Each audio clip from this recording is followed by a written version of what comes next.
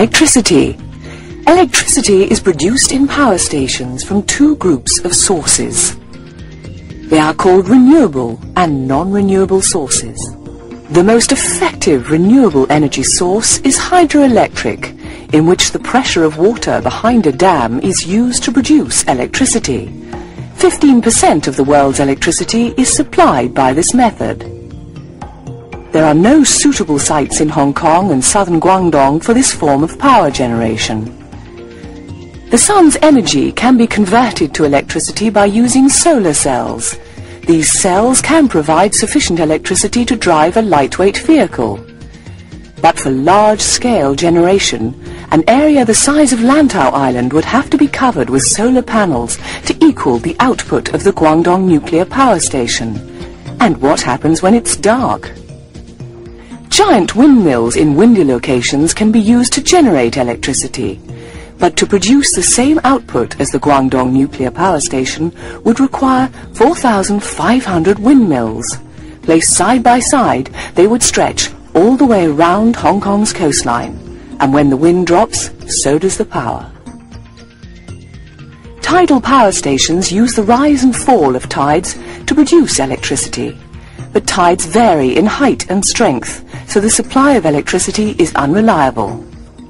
Wave power can produce electricity, but an ocean wave generator with the same power output as the Daya Bay nuclear power station would stretch for 40 kilometers.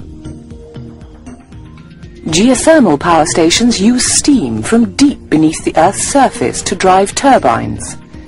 There are only a few places in the world where this energy can be harnessed practically. In 1991, the renewable energy source of hydroelectric accounted for 15.4% of world electricity consumption. Non-renewable sources made up the rest. Nuclear energy, 17%.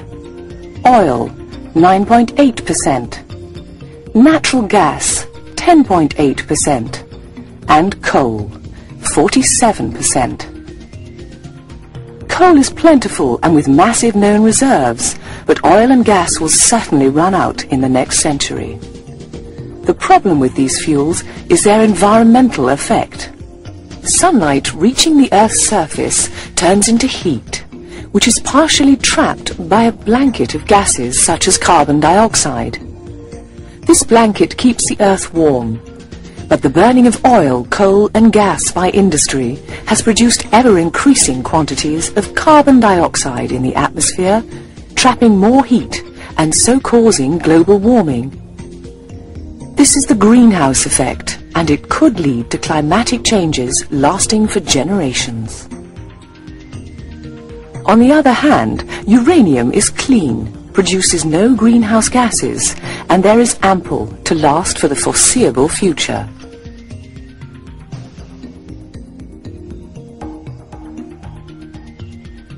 The Guangdong nuclear power station at Daya Bay uses French-designed and installed pressurized water reactors.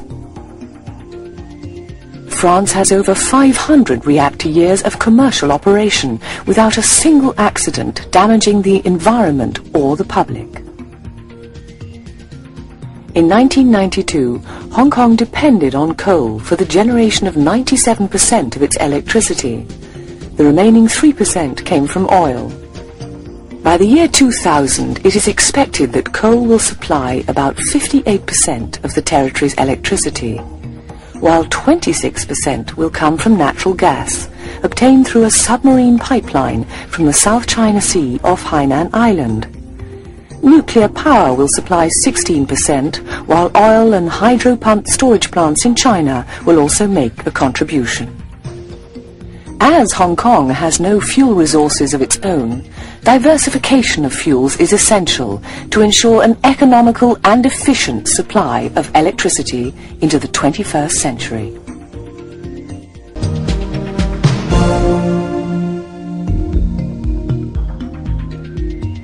Everything and everybody in the world is made up of atoms. Atoms are tiny particles, so small that they cannot be seen through a microscope. Comparing the size of an atom to an apple is like comparing the apple to the earth.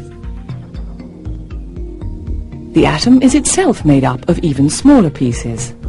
At the center of each atom is a cluster called a nucleus. It is composed of protons and neutrons. Different elements are made up of atoms having a different number of protons and neutrons in the nucleus.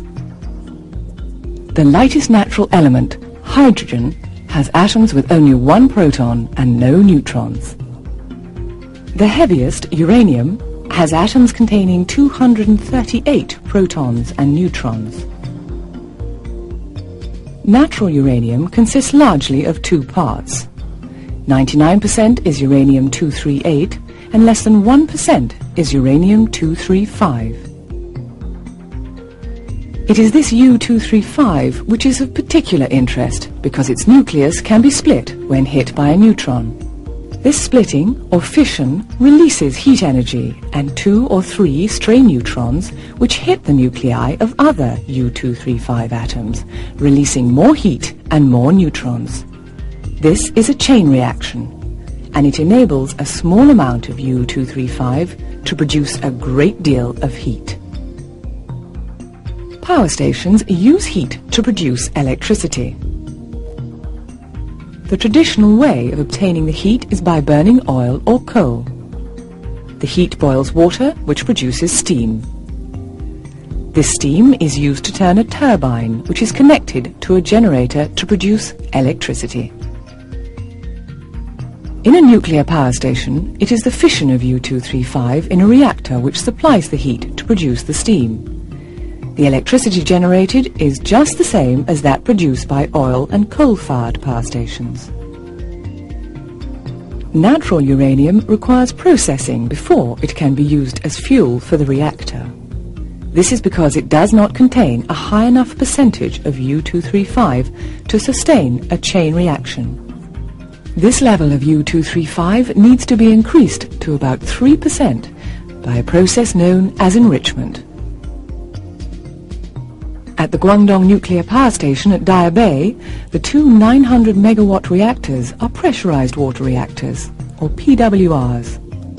The station includes the conventional island housing the turbines and generators, and the nuclear island housing the reactor's containment, fuel and auxiliary buildings. Within the containment building, the reactor vessel contains the nuclear fuel pellets enclosed in sealed metal tubes.